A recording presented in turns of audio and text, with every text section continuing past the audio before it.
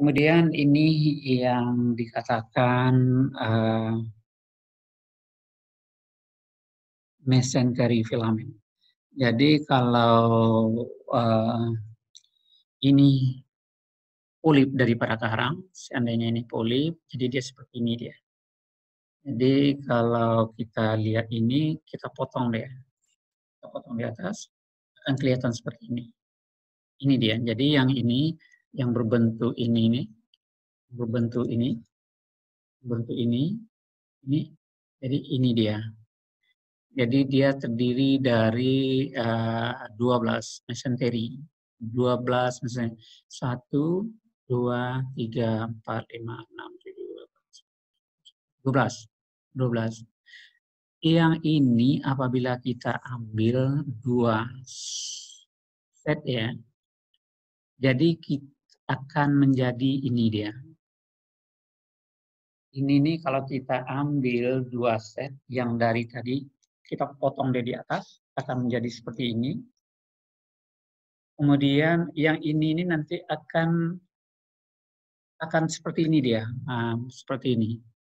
Ada 12 mesenteri di dalamnya. Setiap polip itu memiliki 12 mesenteri. Kemudian 12 mesenteri ini, yang ini adalah bagian daripada mulut. Yang di sampingnya adalah mesenteri. Mesenteri dia berdiri lurus di bawah. Ada 12. Kemudian apabila kita ambil 2 set dari mulut, kita ambil ini. Ini dia. Menjadi ini dia. Kalau kita lihat ya lebih jelas, yang ini adalah mesenteri itu. Dan ini adalah rongga kepada mulut. Ini mesenteri. Kalau ini adalah lapisan luar daripada polip karang. Lapis luar dia. Yang ini dikatakan epidermis. Yang ini adalah gastrodermis atau endodermis. Jadi endodermis dia sampai ke sini dia. Jadi yang endodermis itu adalah seperti ini. Ini lapisan endodermis. Kemudian di sampingnya juga lapisan endodermis. Ini kalau kita lihat seperti ini tadi. Potong polip karang itu, potong secara mendatar, kemudian kelihatan ini, kemudian ini akan seperti ini dia. Kalau kita transfer mode gini, dia menjadi ini dia. Jadi yang ini adalah epidermis. Di sinilah terdapatnya tadi nematosit. Dan ada nematoblas. Ada kelenjar mukus. Kemudian yang di sini ada zooxanthella yang tadi saya katakan itu berjumlah dari 1.000 sampai 5.000 dalam keadaan normal itu juta. Kemudian jadi seluruh lapisan dari karang itu terdiri dari 2 tadi, jadi yang ini 2, akan tetapi ini dia terdiri dari epidermis dan gastrodermis atau endodermis. Sementara yang ini dia terdiri dari kedua-duanya terdiri dari endodermis, yang di tengahnya itu mesoglea. Kalau seandainya karang itu di dalam keadaan hamil ya, hamil atau sedang embryogenesis atau oogenesis, jadi oosit itu akan berkembang di sini dia. Apakah dia bersifat hermafrodit? Apakah dia tidak? Kalau seandainya dia hidup dalam keadaan hermafrodit, jadi dia yang di sel ini di mesenteri ini terdapat dia sel telur seluruhnya. Di sini telur seluruhnya. Yang berikutnya sperma seluruhnya, sperma. Jadi kalau kita lihat di sini Ini telur, telur, kemudian sperma, sperma, telur, telur, sperma, sperma, telur, telur, sperma, sperma. Itu dia. Jadi di dalam perkembangan daripada perkembangan daripada karang. Jadi karang ini tidak bisa kita tentukan apakah dia jantan, apakah dia betina. Satu-satunya untuk melihat ya apakah dia jantan, apakah dia betina, apakah dia hermafrodit, itu langsung kita lihat daripada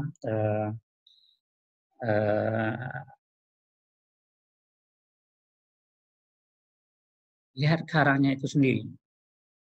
Jadi kita belah dia. Jadi kalau kita belah dia akan kelihatan. Kalau musim dia telur, telur ini akan kelihatan. Umpamanya musim dia mau spawning di situ akan kelihatan dia. Kemudian apabila dia musim planulasi akan kelihatan dia. Dia oogenesis itu terjadi di sini. Spermatogenesis juga terjadi di sini. Seandainya dia bersifat brooding sifatnya, jadi embryogenesis juga terjadi di dalam ini. Oke, jadi dia oogenesis terjadi dalam ini, kemudian spermatogenesis juga terjadi di dalam mesenteri ini. Kemudian seandainya dia bersifat pembuahan di dalam ini namanya brooding, itu juga terjadi di dalam ini dia. Setelah dia matang baru dikeluarkan. Tetapi seandainya dia bersifat spawning, masalahnya karang ini dulu kan dikatakan orang itu seluruhnya bersifat brooding. Tetapi dia terakhir ya di awal abad 20 itu justru ya di akhir abad 19 itu sudah diketahui bahwa karang itu sebetulnya yang terbanyak itu melakukan spawning dia, bukan brooding. Jadi yang dikeluarkan itu bukan hanya planula, tetapi juga telur dan sperma, sehingga terjadi pembuahan itu di luar. Oke, ya mudah-mudahan paham ya. Jadi lapisan organ yang memiliki kedua-dua itu sama organnya itu endodermis, yaitu dijumpai pada mesenteri. Sementara yang lain itu terdiri dari dua, ada epidermis, ada dia endodermis. Sementara pada pada mesenteri itu dijumpai kedua-dua lapisnya. Lapisan A ini dan B ini dia kedua-duanya lapisan gastrodermis atau lapisan endodermis, yaitu seluruh kedua-duanya itu mengandung zooxanthella dia. Bagaimana dengan planula? Planula juga sudah saya terangkan di koralogi, ya. Saya tidak akan secara detail. Jadi bentuk umum planula itu seperti ini.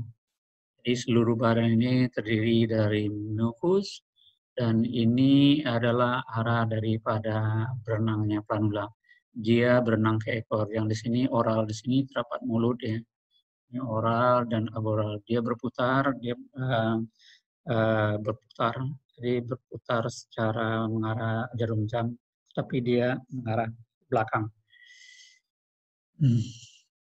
Kemudian ini yang hidup ya, yang dipotong. Ini yang terkecil. Ini yang saya jumpai di Alvipora japonica, yang terbesar ini. Jadi perbandingan besar yang kecil ini. Jadi kita lihat ya hampir 2 kali lipat ya. Ya antara besar dan yang kecil. Kemudian ini adalah karang dengan berbagai bentuk ya. Dia pada dasarnya bisa juga merubah bentuk. Pada awalnya dia seperti ini, dia pada awalnya. Tetapi kemudian dia, tetapi di sini nih ya ada belah-belahannya seperti ini. Oke, jadi setelah berapa saat ya dia akan, ini yang abnormal, ini yang bercabang 2 dia, ini oral, ini aboral nih. kemudian ini yang normal, ini yang baru, kemudian ini setelah lama dia sekitar 2 minggu dia seperti ini, dia memanjang seperti sebentuk lintah ya pada dasarnya. Ini yang abnormal bisa kita lihat. Ini yang saya katakan tadi, seandainya ini menempel, dia membentuk 2 polip. Satu polip, akan tetapi 2 mulutnya. Kemudian kalau dia berkembang, ya perkembangan polip selanjutnya itu sama dengan karang-karang yang umum. Dan ini juga 2 polipnya bercabang, yaitu yang ini dengan yang ini. Dan ini adalah aboral, ini oral, ini oral. Ini oral, ini oral, dan ini adalah aboral. Ini oral, ini bercabang 4 ya, 1, 2, 3, 4. Yang ini bercabang 3 dia. Jadi ini juga tidak normal lah, ini juga. Tapi begitulah. Jadi di manusia kan juga bisa kita jumpai. Ini planula ya, ini planula. Dia dalam bentuk brooding, yang dilahirkan itu adalah planula. Jadi pembuahan terjadi di dalam tubuh. Ini saya jumpai planula yang bermacam bentuk ya. Kemudian dalam bentuk normal ini sudah 119 hari planulanya. Justru zooxanthellanya semakin padat ya. Tapi seandainya larva ini dia mati, ini akan kelihatan seperti ini dia. Ini adalah oral, kemudian dia berserakan, dan ini boleh jadi disebabkan oleh sentuhan dengan sesuatu sehingga dia pecah, dan tentu dia akan mati ya. Kemudian ini juga planula, ini yang diamati oleh Atoda. Atoda ini luar biasa, 1946 ya. Pada saat ini orang yakin, saya yakinnya bahwa karang itu bereproduksi dan melahirkan, yang dilahirkan itu adalah planula. Jadi planula ini dibuat semacam sketsa, tetapi ini melalui mikroskop ya. Jadi bisa kita lihat ini adalah mesenteri, dan ini adalah endodermis, ini adalah epidermis. Jadi bisa kita lihat yang 1 sampai 6 ini mesenteri. Mesenteri ya.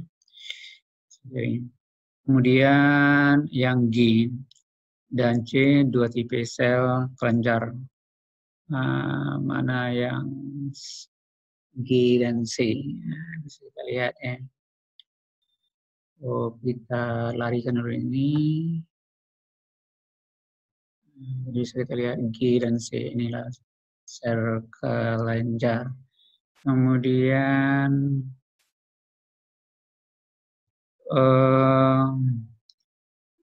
dua tipe kelenjar. Kemudian M dan F. M dan F.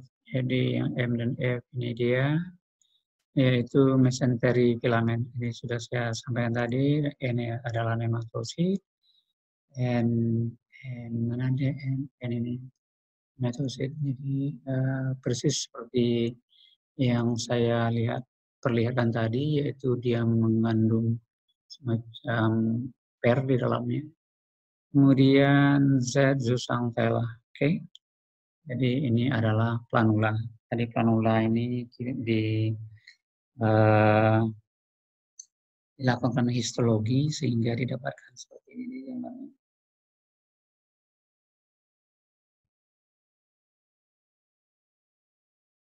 Reproduksi karang secara seksual. Oke. Saya akan memperlihatkan karang, testis dan oosit dalam polip karang. Jadi ini testis, ini oosit. Kalau ini telur seluruhnya. Yang ini berarti dia nematosid. Yang ini adalah hermafrodit, maaf. Ini hermafrodit. Kalau sini ini dia normal. Ini juga hermafrodit. Ini sel telurnya. Ini spermanya. Jadi telurnya ini masih belum bulat, tapi sini sudah bulat. Mengapa dia belum bulat? Ini dalam perkembangannya. Jadi di awal-awal dia bentuknya itu belum memiliki seperti telur ya. Tetapi yang ini sudah jadi telur. Ini pun juga ya, belum bentuk seperti telur ya. Jadi bisa kita lihat ini pada Symphylia recta yang dipecahkan skeletonnya ini 40 barnya 40 mikron, B oocyte pada karang, C oocyte dan testis acrochromosa dia mati dari hasil pengamatan histologi melalui pembuahan barat bar 800 dan seterusnya. Dan foto ini oleh ini kalau kita lihat sperma pada dasarnya sama sperma itu ada anterior, yaitu kepalanya yang nukleus, kemudian ada badan face, shoulder region, kemudian vakuola, kemudian mitokondria dan sebagainya. Dan ini bagian kepala, ini bagian badan, dan ini bagian ekor. Jadi kalau kita lihat pada manusia ya, ada cytoplasmic collar, jadi mirip sekali dengan sperma yang ada pada manusia. Dan ini adalah beberapa sperma yang ada pada Acropora humilis, kemudian yang B, Acropora rigifera, Melepora, Acropora aspera, kemudian yang E, yang F, ini pulcra, Acropora pulcra, yang F, Acropora selago, tenuis, Hyacinthus, Citerea, dan Acropora secale dan Acropora aceli. Jadi kalau kita lihat detail ini pada dasarnya dia tidak sama, tapi pada intinya dia sama. Ini ekornya dia pendek, kalau ini ekor panjang, ini ekornya panjang. Itu juga dengan yang ini, tapi ini hanya pendek. Jadi tidak sama dengan umpamanya yang ini adalah Acropora citrea, yang dia seperti ini cuman. Kemudian seandainya kita lihat yang H yaitu Acropora hyacinthus ya, dia panjang dan hyacinthus ini kepalanya begini. Tapi kalau seandainya Acropora tenuis yang G ya, ini dia justru ini kepalanya panjang sekali, ini pendek, jadi tidak sama dia sama lain sama. Dan boleh jadi ya di alam mengingat umumnya Acropora ini melakukan reproduksi secara spawning. Inilah yang membedakan bahwa tidak mungkin antara satu spesies akan terjadi pembuahan silang antara spesies pasti dengan spesies yang sama. Disitulah kita melihat kekuasaan Tuhan bisa umpamanya sama. Padahal karang ini jumlahnya yaitu sekitar 800 spesies ya. Akan tetapi kalau dia bereproduksi, kalau umpamanya dia pembuahan di luar, pembuahan berarti dia di luar itu di dalam badan air, atau dia di permukaan air, atau dia di permukaan di dasar air. Jadi begitulah keadaan daripada karang. Kalau terjadi umpamanya mass spawning pada dasarnya adalah hampir seluruh makhluk hidup melakukan spawning pada malam tersebut. Itu kan banyak sekali yang akan bisa saja umpamanya kalau ikan umpamanya ada cacing dia juga pada saat itu dia mengeluarkan sel telur dan sperma. Tetapi kenyataan dia tidak melenceng dari sperma untuk membuahi sel telur. Oke, kita lanjut.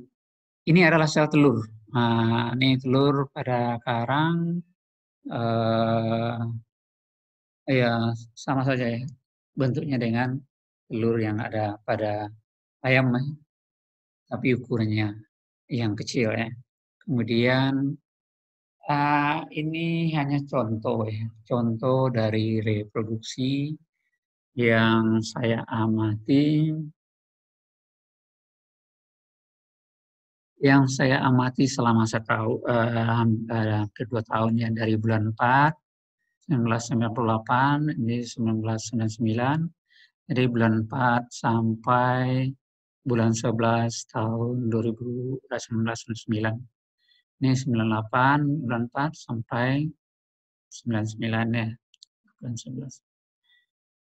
Jadi di sini saya membuat panjang ini adalah persentase ini, persentase daripada karang jumlahnya. Jadi ini persentase, dan ini kita lihat ya persentase ini menyatakan 100%. Saya mengambil sampel dari bulan 4, 5, 6, 7, 8, 9, 10. Di sini justru saya mengambil agak dalam bulan ini ya, dalam bulan yang sama ini justru banyak saya ambil apa sebab planulasi daripada karang ini dia sebetulnya dia adalah bersifat brooding, sehingga yang dikeluarkan, yang dihasilkannya adalah planula, jadi bukan telur. Kalau spawning dia memang yang dihasilkannya telur. Jadi saya amati yang ini adalah stadium 1 ya, atau stage 1 bisa kita lihat.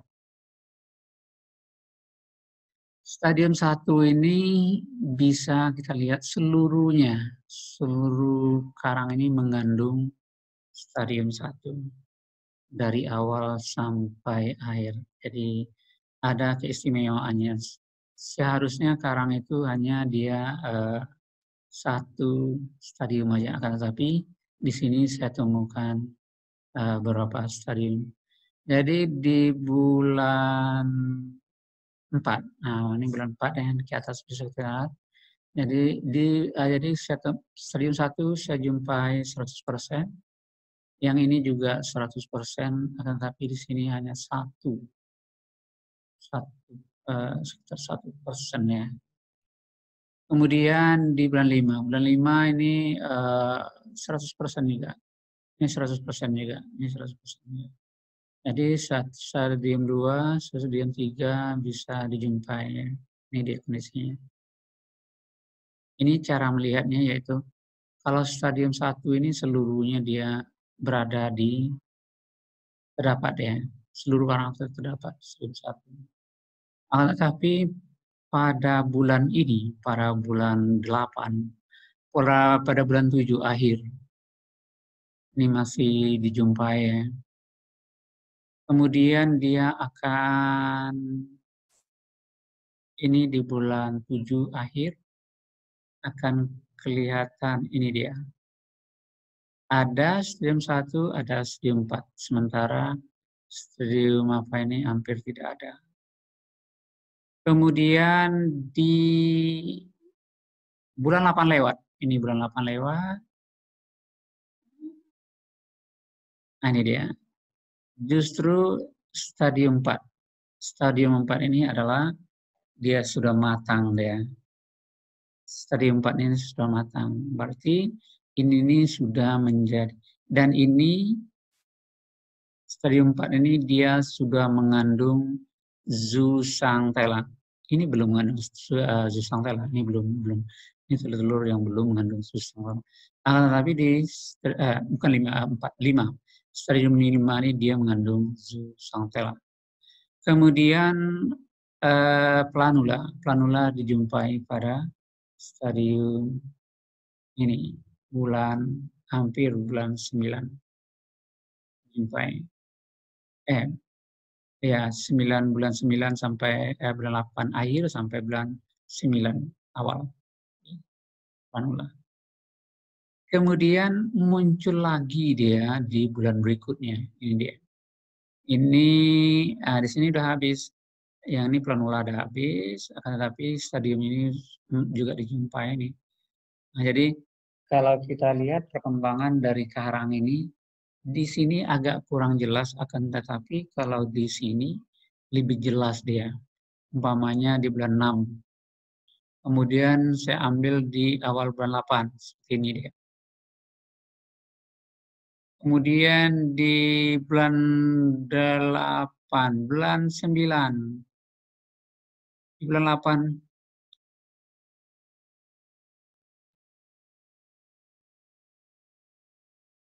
Ini dia. Ini sudah matang dia. Sementara yang di bulan 9, ini justru bulan 9 dia.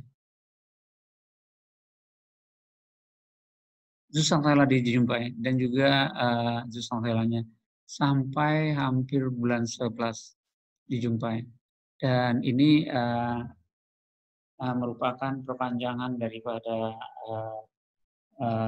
larva daripada planula itu. Jadi kalau kita ini dari grafik ya, tetapi kalau kita lihat dari telurnya bisa kita oogenesis Albifera japonica. Jadi ini yang dikatakan stadium 1. Ini stadium 1. Tetapi apabila dia ini sudah stadium 2, akan tetapi stadium 1 juga ditemui seperti ini dia. Ini stadium 1, ini stadium 1. Sementara yang lainnya juga dia perkembangan. Kemudian yang ini adalah stadium 3. Akan tetapi stadium 1 juga dijumpai di sini. Kemudian ini sudah stadium 3, kemudian stadium 4. Stadium 4 ini kita lihat ya, ini sudah 4. Di sini juga bisa kita temui stadium 1-nya. Nah, jadi di setiap stadium itu saya jumpai stadium 1.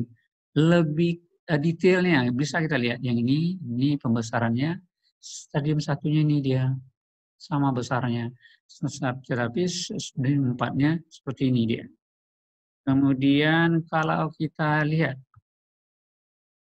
ini stadium 4. Jadi ini stadium 1. Akan tetapi di telur ini sudah diisi oleh Zooxanthella. Jadi Zooxanthella ini masuk daripada jaringan ini. Kemudian kita lihat ya, ini apanya hilang ya. Kemudian sperma ini lebih jelas daripada sel telur, sebab sperma dia hanya satu sperma. Ini stadium 1, stadium 2, stadium 3, stadium 4, dan stadium 5. Dan karangnya ini adalah hermafrodit. Ini di satu polip dia. Ini sperma. Yang ini adalah sel telur. Jadi ini lebih jelas sebab stadiumnya itu hanya satu, tetapi di telur dia ada berdempetan antara satu dengan yang lainnya. Sementara di sini dia istilahnya hanya satu-satu dia. Oke.